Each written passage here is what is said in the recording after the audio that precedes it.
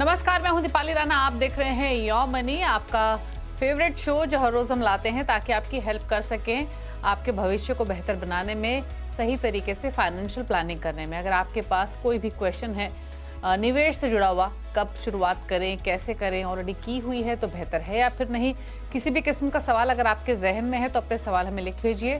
Facebook, Twitter पर ये show live जा रहा है, आप देख भी सकते हैं। साथ ही अपने क्वेश्चंस पोस्ट कर सकते हैं। हैशटैग आस्क योमनी लिखकर yomani@nwt.com हमारी ईमेल आईडी है। 7045220000 हमारा व्हाट्सएप नंबर है, यहाँ भी आप अपने क्वेश्चंस भेज सकते हैं। तो ये तो रहा इस शो में पार्टिसिपेट करने का तरीका। अब कनेक्ट करते हैं आज के स्पीकर से। हमारे साथ है फिनफिक्स रिसर्च एंड एनालिटिक्स के फाउंडर प्रबलीन वाजपेयी। प्रबलीन, नमस्कार, स्वागत है आपका।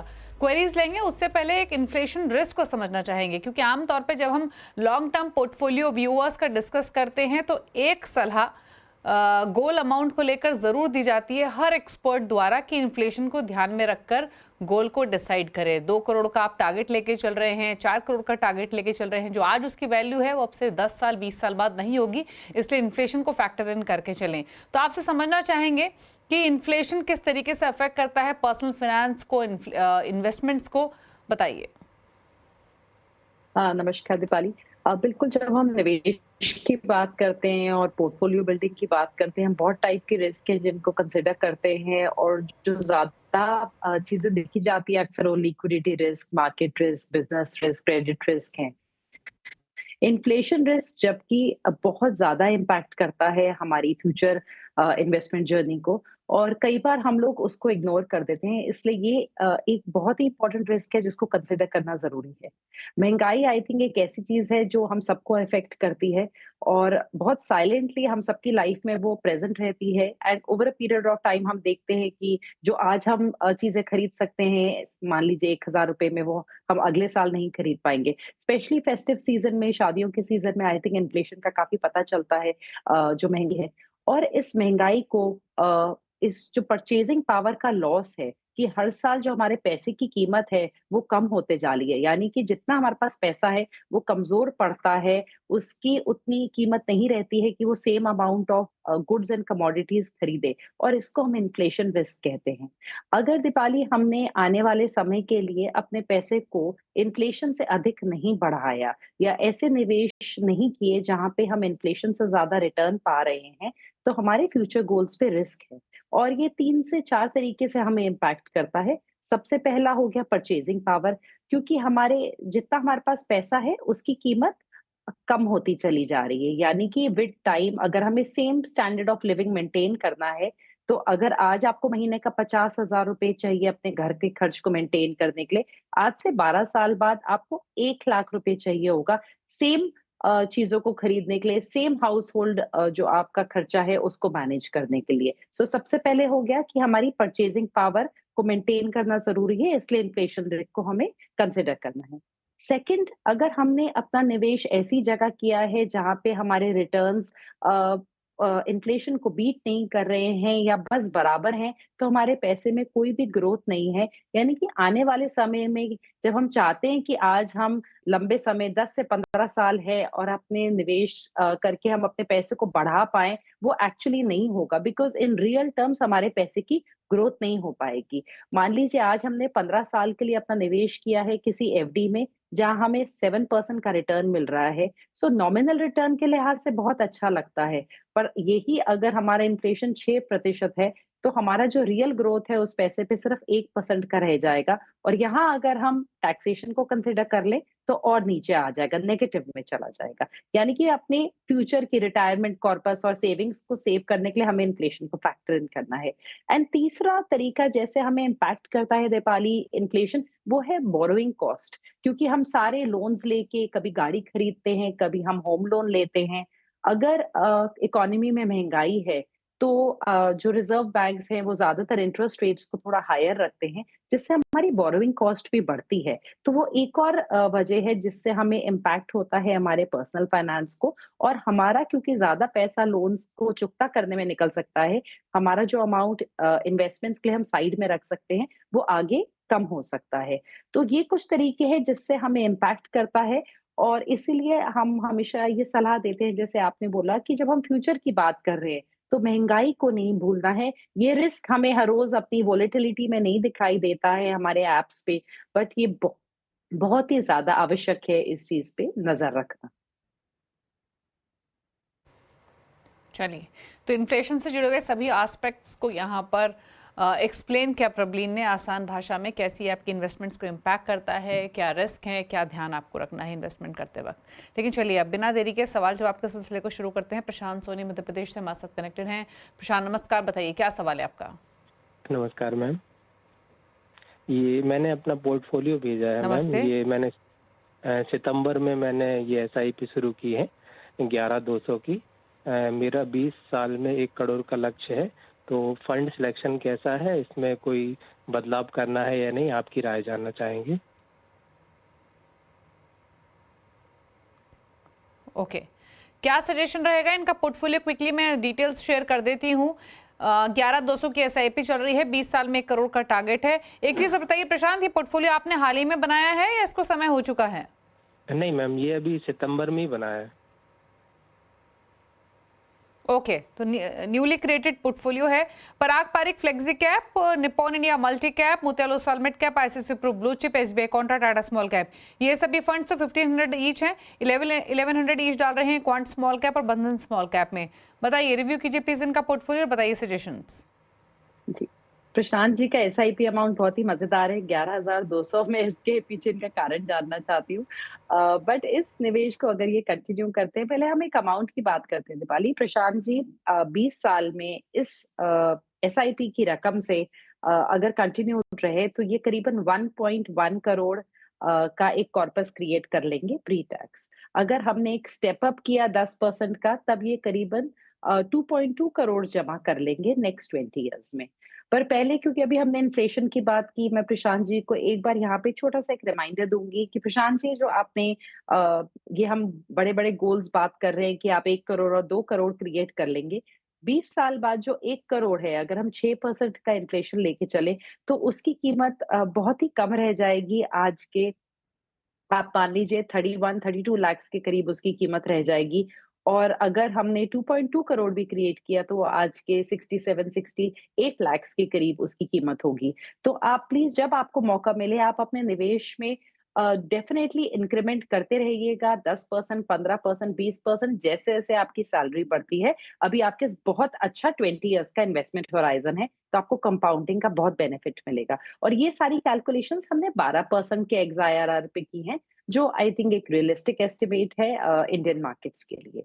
आपका जो पोर्टफोलियो है प्रशांत जी, वहाँ पे आपने सारे एक्टिव फंड्स का चुनाव किया है, और 11,200 की SIP के हिसाब से 8 फंड बहुत ज़्यादा हैं।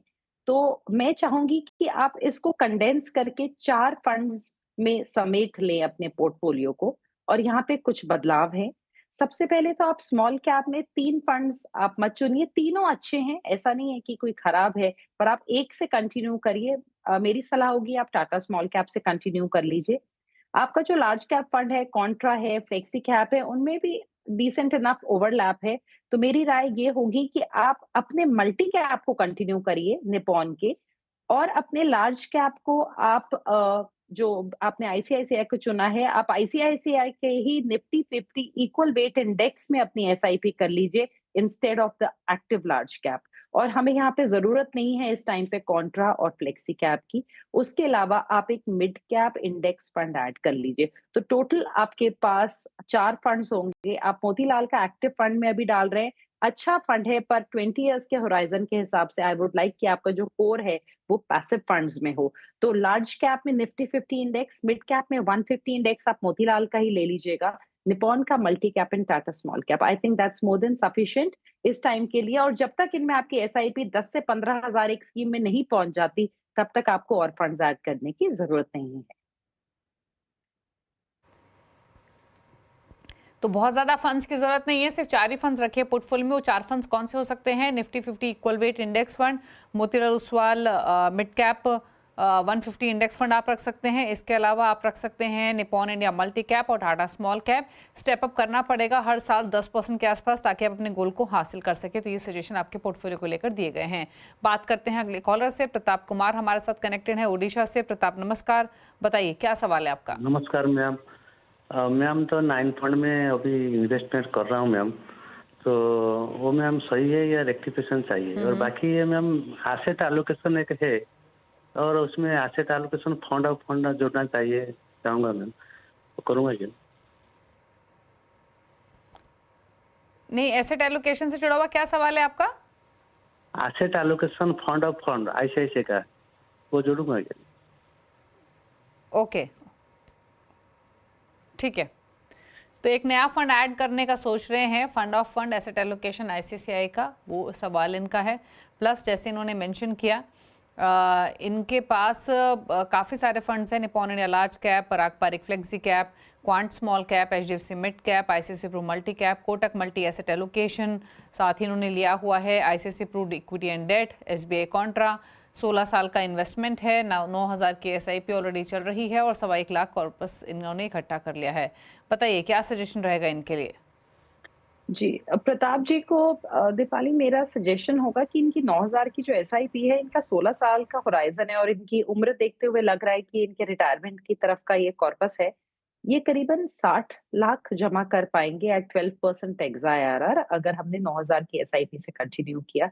तो सबसे पहली चीज कि अभी इनके पास अच्छा इन्वेस्टमेंट होराइजन है, प्लीज आप अपने आप को थोड़ा पुश करिए और थोड़ा निवेश अपना बढ़ाइए। अगर आप 10% से स्टेप अप कर लेंगे तो करीबन आप 98 लैक्स यहाँ पे जुटा पाएंगे। एंड अगर आपने 20% तक का स्टेप अप कर लिया तो करीबन आप ऑलमोस्ट 2 करोड़ के पास पहुंच सकते हैं। तो अगर ये आपका रिटायरमेंट का कॉर्पस होने वाला है तो प्लीज आप थोड़ा इसमें निवेश जरूर बढ़ाइएगा एवरी ईयर, अभी आपके पास टाइम है।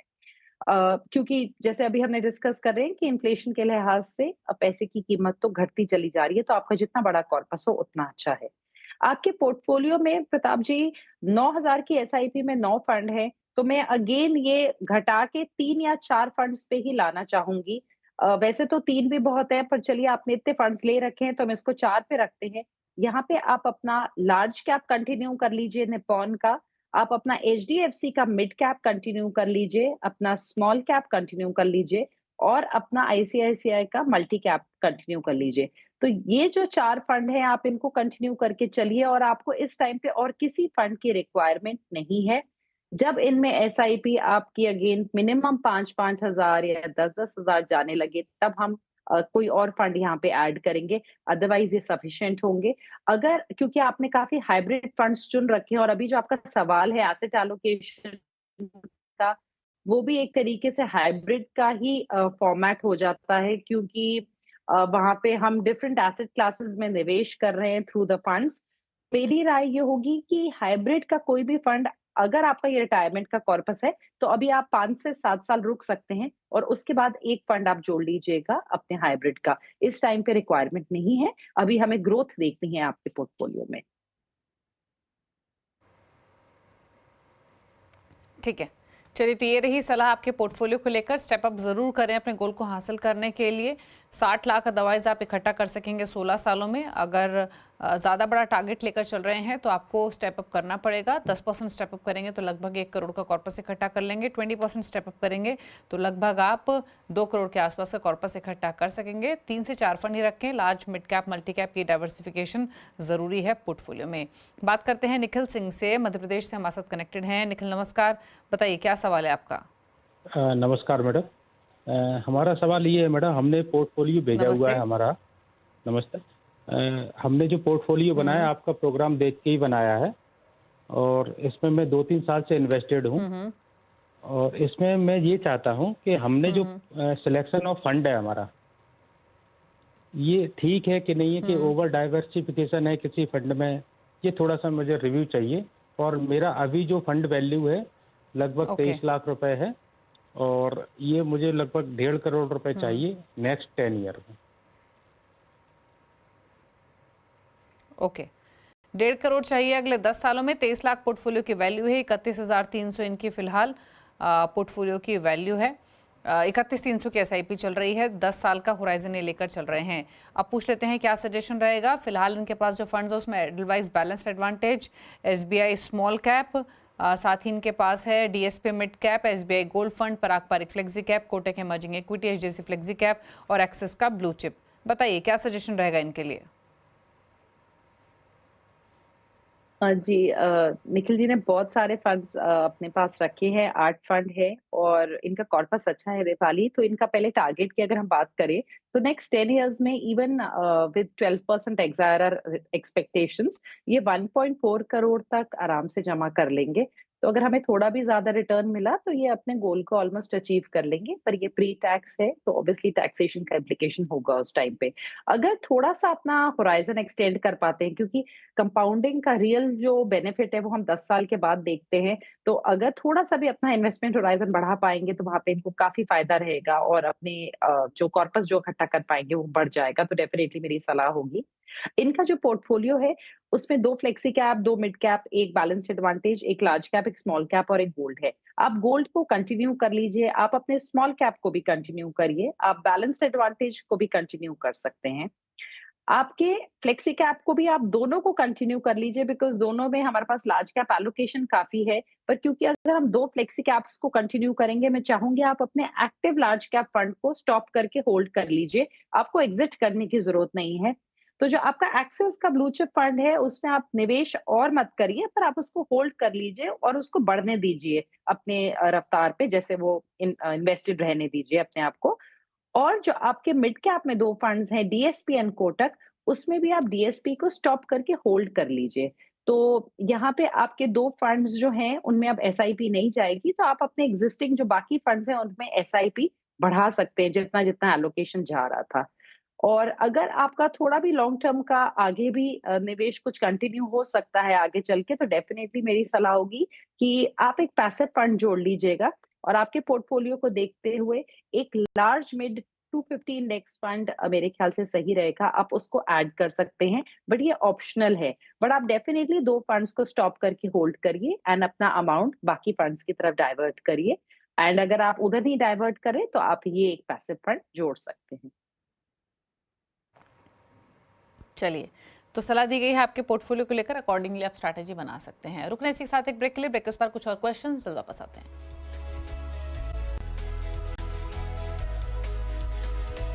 आप देख रहे हैं योर मनी। प्रवीण वाजपेयी हमारे साथ बनी में आपकी सभी क्वेरीज को आंसर करने के लिए लेते हैं कुछ और क्वेश्चंस। एक सवाल हमें ईमेल के थ्रू नैन्सी गोयल ने भेजा है, दिल्ली से। 80,000 की इनकी एसआईपी चल रही है, फिलहाल पोर्टफोलियो की वैल्यू 13 लाख रुपए हो चुकी है, तो 1.5 साल इनको हो चुका है पोर्टफोलियो क्रिएट करे हुए।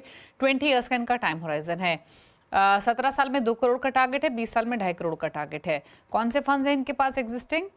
काफ़ी फंड्स हैं in fact. Nippon India power and infra 5,000 per month, HDFC defence fund 5,000 per month, फिर 10,000 ईच ये डाल रही हैं लगभग 7 फंड्स में। टोटल 9 फंड्स हैं। 10-10 हज़ार कहाँ डाल रही हैं? ICICI pro innovation fund, DSC multi cap fund, Tata small cap fund, Nippon India small cap fund, Kotak India EQ Contra, Nippon India innovation और मेरा एसेट फ्लेक्सी कैप। तो ये रहे इनका पूरा पोर्टफोलियो। बताइए क्या सजेशंस प्रवीण आपकी तरफ से? जी। दीपाली जी, जो नैन्सी जी का पोर्टफोलियो है ना, इसमें पहले तो इनने ऑलमोस्ट 25% थीमेटिक फंड्स में डाला हुआ है। So she has 4 thematic funds. एक इनका पावर इंफ्रा हो गया, डिफेंस हो गया और इनोवेशन की इनने 2 फंड्स उठाए हुए हैं। So I think 25% allocation to thematic funds बहुत ही हायर साइड पे है। तो पहले तो इसको ये थोड़ा लिमिट करें एंड मे बी 10 टू 15% पे लेके आए, तो डेफिनिटली ये एलोकेशन रुकनी चाहिए थोड़ी-सी। और इनके पास 2 इनोवेशन थीम के फंड्स हैं। तो एक आप कंटिन्यू कर लीजिए, आप निपॉन का कंटिन्यू कर लीजिए। दोनों ठीक है, निपॉन और आईसीआईसीआई। सो जिसमें आपका ज़्यादा कॉर्पस है, आप उसको कंटिन्यू कर लीजिए एंड थोड़ा-सा आप रिस्ट्रिक्ट करिए अपना ओवरऑल एलोकेशन। उसके अलावा इनके पास जितने भी दूसरे फंड्स हैं, जैसे मल्टी कैप हो गया, फ्लेक्सी कैप हो गया, ये भी बिल्कुल नए हैं। मतलब ये साल, 1.5 साल पुराने फंड्स हैं। सो इनका कोई पुराना बहुत ज़्यादा ट्रैक रिकॉर्ड नहीं है। तो मेरे हिसाब से यहाँ पे इनको मल्टी कैप की उतनी ज़्यादा रिक्वायरमेंट नहीं है, फ्लेक्सी कैप के साथ कंटिन्यू करें। बिकॉज़ इनके पास अलग से स्मॉल कैप फंड है। स्मॉल कैप में भी 2 हैं, सो अगेन आप एक को कंटिन्यू करिए, आप टाटा को कंटिन्यू कर लीजिए। एंड आपके पास कोर कैटेगरीज़ नहीं है अपने पोर्टफोलियो में, प्लीज़ एक लार्ज कैप इंडेक्स और एक मिड कैप इंडेक्स को जोड़िए। आपके लंबे समय का पोर्टफोलियो है, वो आपके लिए बहुत अच्छा रहेगा। और आपकी जो 80,000 की एसआईपी है, इससे आपके 17 और 20 साल के जो भी लक्ष्य हैं, आराम से पूरे हो जाएँगे। और उसके अलावा भी आप 2 ढाई करोड़ उसके ओवर एंड अबव बना सकते हैं, अगर आप हर मार्केट में बने रहें, इवन ड्यूरिंग डाउन टर्न्स अपनी एसआईपी ना रोकें। बट मेरे ख्याल से थोड़ा रिस्कीनेस ऑफ द पोर्टफोलियो को आप रिड्यूस करिए थीमेटिक करके, और 2 core categories large cap index and please mid cap index को आई थिंक आप इंक्लूड करिए अपने पोर्टफोलियो में। ओके, तो इतने सारे फंड्स की जरूरत नहीं है। जिन फंड से आपको निकलना है पहले तो वो नोट कर लीजिए। Nippon India power and infra, HDFC defence, SS pro innovation, Nippon India small cap. Thematic funds को यूजुअली अवॉइड करना चाहिए। कहाँ इन्वेस्टमेंट कंटिन्यू कर सकती हैं उसमें Nippon India innovation, DSP multi cap, Tata small cap, Mirae Asset flexi cap और Kotak India EQ contra fund हो सकता है। तो 2 स्मॉल कैप एक है आपके पास, उसमें से भी एक निकलने की सलाह है। और ये कुछ चेंजेस आपको सजेस्ट किए गए हैं। रही बात आपकी गोल की, तो वो भी आपको सजेस्ट किया गया है। बात करते हैं अब एक और क्वेश्चन की। उदय ने सवाल भेजा है महाराष्ट्र से। 40 साल इनकी उम्र है, मंथली निवेश है 17,000 रुपये महीना का, 7 लाख की पोर्टफोलियो वैल्यू हो चुकी है। रिटायरमेंट और पढ़ाई के टारगेट्स हैं इनके। 20 ईयर्स में 5 करोड़ ये इकट्ठा करना चाहते हैं। फंड्स कौन से हैं? ICICI Pru Nifty 50 index fund 10,000 per month, 4,000 per month Parag Parikh flexi cap, 1,500 per month Nippon India small cap, UTI Nifty 200 momentum 30, यहाँ 1,500 पर मंथ। एक चीज़ खास है इनके पोर्टफोलियो में, फंड्स तो 4 ही हैं लेकिन जो अमाउंट ये पुट कर रहे हैं उसमें काफ़ी डाइवर्सिफिकेशन है। 1500 से 10,000 की SIPs हैं प्रॉब्लम इनके पास। क्या ये स्ट्रैटेजी इनकी सही है? प्लस कुछ ट्रेडिशनल इन्वेस्टमेंट्स भी हैं इनकी, सुकन्या समृद्धि योजना है, कुछ एक्विटीज़ में भी इन्होंने डाले हुए हैं पैसे। क्या सजेशन? जो उदय जी का पोर्टफोलियो है वो डिसबैलेंस्ड है बिकॉज बहुत अच्छा है। 4 ही फंड है। सबसे पहले तो एक मिड कैप फंड यहाँ जोड़ सकता है, वो इनके पास नहीं है, और एक 5 फंड्स का बहुत अच्छा कंप्लीट पोर्टफोलियो इनका बन जाएगा।